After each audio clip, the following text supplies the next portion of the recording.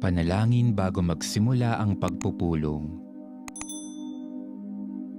Panginoong Hesus, sinabi mo, kung saan may 2 o 3 nagkakatipon sa ngalan ko, kapiling nila ako. Panginoon, inihahandog namin sa iyo ang pagpupulong na ito.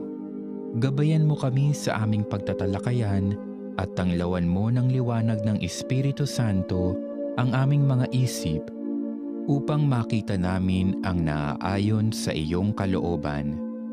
Basbasan mo ang mga gagawin naming pagkilos at patnubayan kami sa bawat hakbang.